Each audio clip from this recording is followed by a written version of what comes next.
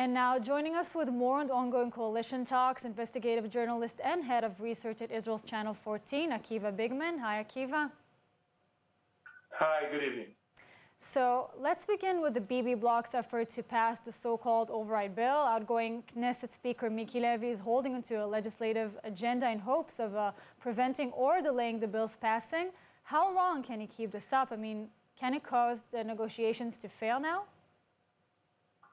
Yeah, well, at some point he will be replaced. The big question is why aren't they not replacing him already? They basically have the power. They have the majority in the Knesset. They could replace Miki Levy almost any time. I'm not sure why there's a delay in doing that, but obviously everything is intertwined and intertangled because, to have the majority to replace Miki Levy is part of you need to have the coalition on board while you're still having negotiations with different potential partners in the coalition, such as Bezalel Smotrich, that there's no agreement with him yet. So you may not have the majority you need to pass the bill. So everything is kind of like connected. And I assume everything will be figured out in the next few days. Now, Akiva, if Deri can't be sworn in as a minister on time, what happens? I mean, will he temporarily accept a lesser role or will it cause more problems? Yeah, well, I think this is solvable. As I said, they have a majority as it is. So even if he can't be sworn as a minister in the first day, it will be taken care of and it will solve it in the coming days. So I don't think this is anything for anybody to worry about. This will be solved. It's on everybody's agenda. It's different than other Likud governments where some of the partners were not on the same agenda on these issues and the judicial issues. This time everybody is on it. And the last coalition member, Bezalel Smotrich, was not, they don't have an agreement with him yet. He's very strong on these issues. So it's nothing, there's no principal argument here about the actual issues. So it's only politics and it will be solved, I think, pretty fast.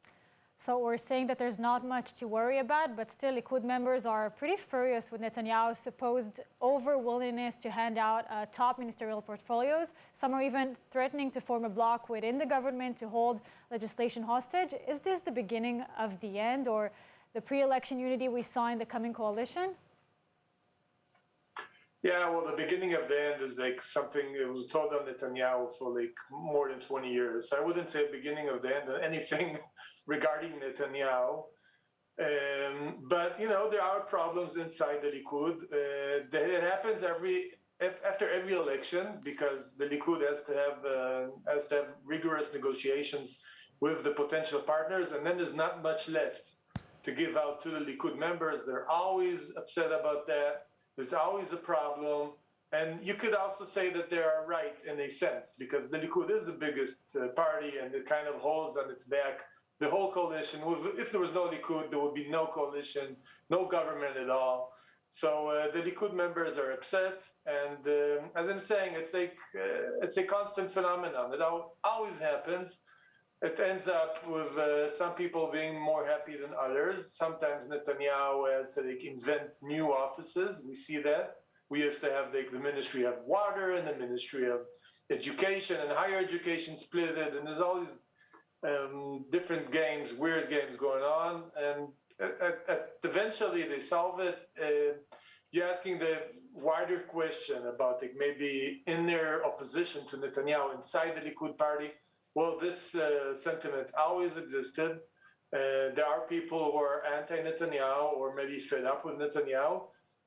We've seen some of them leave the Likud in the last few years, like Gideon Sa'ar and Zev Elkin and some others. So it's nothing new. Maybe we would see political problems in this area for the Likud in the coming years, but it's too early to know. I wouldn't say anything. I wouldn't say anything about that now. Yes. So Akiva, I think there's something everyone wants to know. Now, when can we expect a new, final, strong government here in Israel? It seems like next few weeks. It's I don't see any realistic option of this government not forming a government and handling for at least most of its tenure. I don't see any reason why not. Akiva Bigman, thank you so much for joining us. Thank you.